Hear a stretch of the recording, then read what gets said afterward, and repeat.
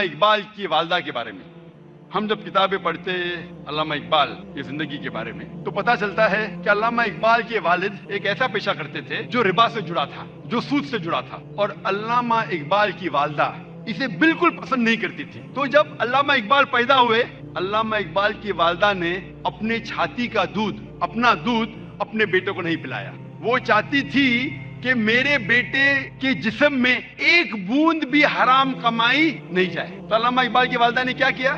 اپنے زیورات بیچے جو خود کے تھے، الحمدللہ حلال کمائی کے تھے، زیورات کو بیچ کے ایک بکری خریدی اور اس بکری کے دودھ سے پرورش کی علامہ اقبال کی۔ اور اللہ نے پھر ان کے شوہر کو ہدایت دی اور وہ بھی سیدھے راستے پہ آ گئے، اور پھر اللہ نے ایسا شخص، علامہ اقبال جیسا شخص بنایا۔ ایسی کئی مثال ہے، اور ایک مثال ہے والدہ کی، شیخ عبد القادر جیلانی رحمۃ اللہ علیہ۔ شیخ عبد القادر جیلانی رحمۃ اللہ علیہ الحمدللہ توحید پہ تھے، اور انہوں نے اس شہر ہندوستان میں اسلام کا دین پھیلایا۔ ان کا بڑا ہاتھ ہے، اور وہ توحید پہ تھے، اسلام کا صحیح پیغام گھروں تک پہنچایا۔ اور ان کی والدہ نے شیخ عبد القادر جیلانی رحمۃ اللہ علیہ کو سکھایا تھا کہ بیٹا تو ہمیشہ سچ بولنا، کبھی جھوٹ مت بولنا، چاہے تیرا نقصان ہو چاہے تیری جان جائے۔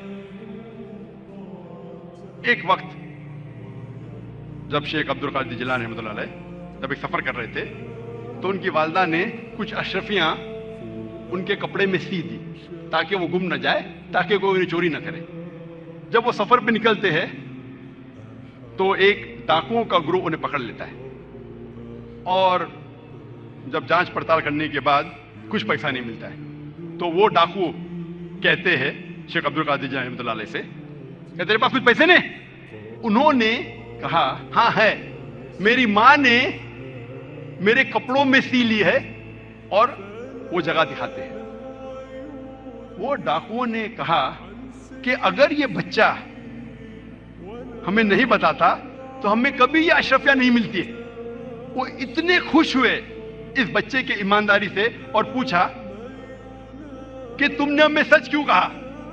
تو اس نے کہا کہ میری ماں نے مجھے سکھایا ہے کہ کبھی جھوٹ نہیں بولنا، چاہے میری جان جائے۔ وہ ڈاکو اتنے خوش ہوئے کہ انہوں نے ڈاکہ ڈالنا چھوڑ دیا۔ ایسے کئی مثال ملتی ہے۔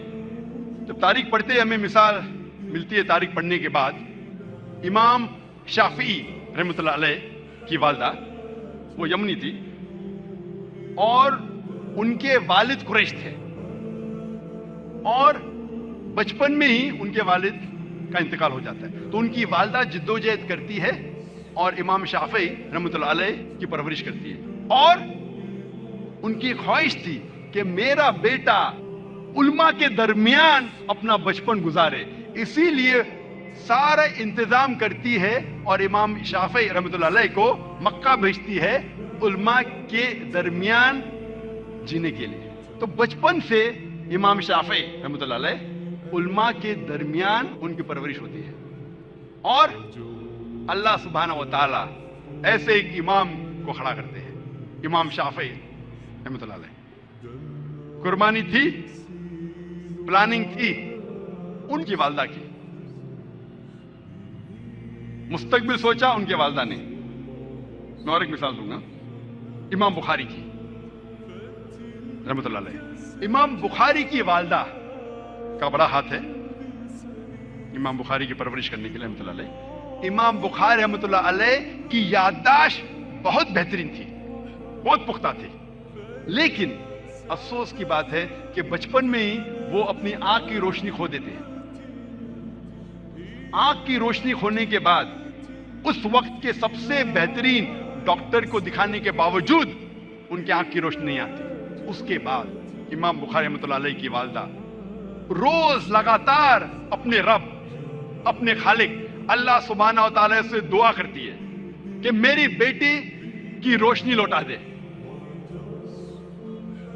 اس کے بعد کئی عرصوں بعد اللہ سبحانہ و تعالی ان کی والدہ کی دعا سنتے، اور ان کی والدہ کے خواب میں آتے ہیں حضرت ابراہیم علیہ السلام، اور حضرت ابراہیم علیہ السلام فرماتے کہ تیرے بیٹے کی روشنی لوٹا دی گئی, اور صبح کو امام بخاری رحمۃ اللہ علیہ وہ پھر سے دیکھ سکتے ہیں. تو یہ مثال ہے والدہ کی, کس طریقے سے انہوں نے اپنے بچوں کی پرورش کی. میں اور ایک مثال دوں گا. دو لوگ تھے جو آپس میں بہت محبت کرتے تھے, فاروق اور صالحہ. اور فاروق اور صالحہ آپس میں محبت کرتے تھے. انہوں نے شادی کی. شادی کے 3 مہینے بعد جہاد کا اعلان ہوتا ہے اور فاروق جاتے جہاد پر. جہاد کے جانے سے پہلے وہ اپنی اہلیہ, اپنی بیوی صالحہ کو 30,000 دینار دیتے ہیں. 30,000 دینار ایک یوکے کے آدمی نے کیلکولیٹ کیا اور کہا کہ وہ ہوتے 2 ملین پاؤنڈ. 2 ملین پاؤنڈ کو میں تبدیل کروں گا روپیے میں, ہو جاتا ہے 15 کروڑ روپیے. وہ دیتے ہیں 30,000 دینار, 2 ملین پاؤنڈ, 15 کروڑ روپیے اپنی اہلیہ کو, اور کہتے ہیں کہ اسے محفوظ رکھو, اسے خرچ مت کرو, میں جہاد کے لیے جا رہا ہوں. اور پھر وہ جہاد کے لیے جاتے ہیں اور کہتے ہیں کہ انشاءاللہ میں 3 مہینے میں واپس لوٹوں گا. ان کے جانے کے چند مہینے بعد ان کی اہلیہ صالحہ کو ایک بیٹا پیدا ہوتا ہے. 1 سال گزرنے کے بعد ان کے شوہر واپس نہیں آتے. 2 سال گزرنے کے بعد واپس نہیں آتے. 2.5 سال بعد ایک شخص آ کے کہتا ہے صالحہ سے کہ میں نے تمہارے شوہر فاروق کو دیکھا کہ وہ گر گئے اور وہ گھائل ہو گئے. پھر چند سال گزرتے ہیں, پھر بھی فاروق واپس نہیں آتے. تو اس کی اہلیہ سمجھتی ہے کہ میرے شوہر کا انتقال ہو گیا. لیکن 30 سال بعد فاروق واپس مدینہ لوٹتے ہیں اور ان کی خواہش تھی کہ میں میری اہلیہ سے ملوں. لیکن وہ بہت پرہیزگار تھے. مدینہ میں آنے کے ساتھ سب سے پہلے جاتے مسجد میں نماز پڑھنے کے لیے. نماز پڑھنے کے بعد وہ دیکھتے ہیں کہ کئی علماء آپس میں علم کے بارے میں گفتگو کر رہے ہیں, اور ان میں سے ایک نوجوان, تقریباً 30 سال کا نوجوان, جس کا نام تھا شیخ عبد الرحمن, وہ سب سے بہترین عالم تھا. وہ اس سے کافی متاثر ہوتے. پھر وہ جاتے ہیں اپنے گھر کی طرف. جب گھر میں داخل ہوتے ہیں تو اپنے بیوی صالحہ سے ملتے ہیں. وہ دونوں خوشی کے مارے رو پڑتے ہیں. اس کے بعد فاروق پوچھتا ہے کہ میرے 30,000 دینار تو محفوظ ہے نا, آپ نے اسے خرچ نہیں کیے؟ تو اس کی اہلیہ پوچھتی ہے آپ گھر آنے کے پہلے مسجد گئے تھے؟ ہاں بالکل صحیح, میں مسجد گیا تھا. وہاں آپ نے علماء کو دیکھا؟ ہاں میں دیکھا. کیسے؟ بہت اچھے. خوشی کی بات ہے کہ اس شہر میں ایسے علماء ہیں. تو اس کی اہلیہ اس سے پوچھتی ہے سب سے بہترین عالم آپ کو کون لگے؟ تو فاروق کہتے سب سے بہترین عالم تھے شیخ عبد الرحمن. تو اس کی اہلیہ پوچھتی ہے کہ اگر اللہ آپ کو شیخ عبد الرحمن جیسا علم دے تو آپ کتنا خرچہ کر سکتے اس علم کے لیے؟ تو فاروق کہتا ہے یہ سارے 30,000 دینار میں خرچ کر سکتا ہوں ایسا علم حاصل کرنے کے لیے. پھر اس کی بیوی پوچھتی ہے کہ اگر آپ کا بیٹا ہو, اسے ایسا عالم بنانے کے لیے آپ کتنا خرچ کریں گے؟ تو فاروق کہتے میں 30,000 دینار سے زیادہ خرچہ کر سکتا ہوں, 15 کروڑ روپے سے زیادہ خرچہ کر سکتا ہوں اپنے بیٹے کو شیخ عبد الرحمن بنانے کے لیے. تو اس کی اہلیہ کہتی ہے آپ کے جانے کے بعد مجھے ایک بیٹا پیدا ہوا اور یہ شیخ عبد الرحمن آپ کا بیٹا ہے, اور آپ کے 30,000 دینار میں نے خرچ کیے اس کو عالم بنانے کے لیے. آپ سوچ سکتے اس وقت بیٹے کو عالم بنانے کے لیے والدہ خرچہ کرتی ہے 30,000 دینار, 2 ملین پاؤنڈز, 15 کروڑ روپے. آج کون سا مسلمان اپنے بیٹے کو عالم بنانے کے لیے 15 کروڑ روپیہ خرچہ کرنے کو تیار ہے؟ ہاں ڈاکٹر بنانے کے لیے نو پرابلم, ڈونیشن دیں گے, رشوت دیں گے, 10 لاکھ, 15 لاکھ, 20 لاکھ, 50 لاکھ, 1 کروڑ ڈاکٹر. امریکہ بھیجنے کے لیے میرا بیٹا امریکہ میں پڑھ رہا ہے, 2 کروڑ خرچہ کریں گے, 3 کروڑ خرچہ کریں گے. کیوں؟ بیٹا امریکہ میں پڑھ رہا ہے. اسٹیٹس. میں یہ جاننا چاہتا ہوں کہ کتنے مسلمان اپنے بیٹے کو عالم بنانے کے لیے 15 کروڑ خرچہ کریں گے.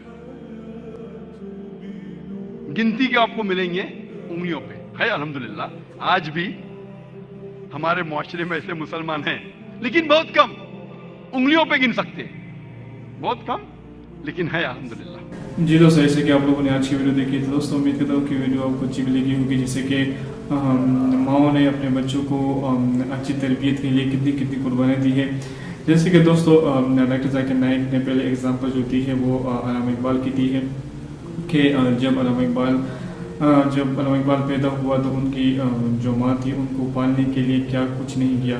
جیسے کہ آپ لوگوں نے بات سنی ہے کہ ان کے جو علامہ اقبال کے جو والد تھے وہ سود کا کام کرتے تھے, لیکن کبھی بھی جو ہے علامہ اقبال کی جو ماں ہے اس نے اپنے بچوں کو اپنی چھاتی سے کبھی دودھ نہیں پلایا. کیوں نہیں پلایا؟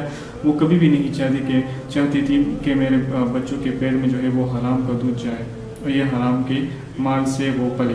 اس طرح جو ہے وہ علامہ اقبال کی ماں نے ایک بکری خریدی اور وہ اس بکری کے جو دودھ تھے وہ اپنے بچوں کو پلاتی تھی. تو اس طرح جو ہے ایک ماں نے جو ہے وہ اپنے بچوں کی صحیح طریقے سے تربیت کی. پھر علامہ اقبال جیسا شاعر اور اتنے بڑے جو ہے وہ اس کے پاس جو علم تھا وہ ماشاءاللہ کافی بہت زیادہ تھا, ماشاءاللہ بہت ایک اعلیٰ ترین ظرف کے جو ہے وہ اپنے ماں کے جو ہے وہ اولاد تھے دوستوں.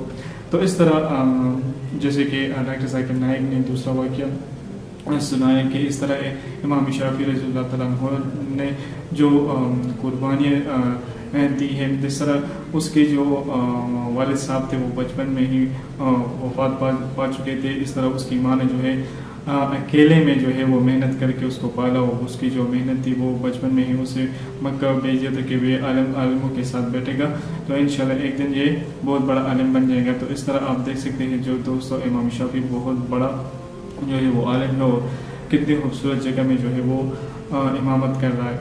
تو دوستو اس طرح جو ہے جیسے کہ ڈاکٹر ذاکر نائک نے دوسرا واقعہ جو ہے سنایا ہے کہ ایک ہمارے پاس ایک صحابی تھا, وہ جہاد کے لیے جا رہا تھا اور اس نے اپنی بیوی کو جو ہے وہ 30,000 شرط درہم جو ہے وہ بیوی کو دے دی تھی, جس کی جو آئی تھنک ابھی جو اس سے بنتے ہیں وہ 15 کروڑ روپے بنتے ہیں.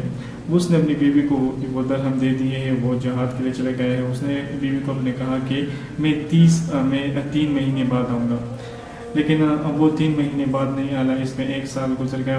پھر جو ہے اس صحابی کا جو ہے ایک بیٹا بھی پیدا ہو گیا. اس میں دوستو 1 سال گزر گیا, 2 سال گزر گئے, 3 سال گزر گئے. پھر کسی نے اس صحابی کے جو ہے بیوی سے کہا کہ میں نے اس کو دیکھا تھا, وہ کہیں گر گیا تھا, وہ شہید ہو گیا تھا. تو پھر اس نے دوستو جو پیسے بچے تھے, پھر اس نا امیدی پیدا ہو گئی تھی. اس نے ذہن میں سوچ لیا کہ میرا جو شوہر ہے وہ وفات پا گیا ہے یا شہید ہو گیا ہے. تو اس نے اپنی ساری جمع پونجی جو ہے وہ اپنے بیٹے پر لگا دی, وہ بڑا عالم بن گیا ہے. تو اس کا جو ہے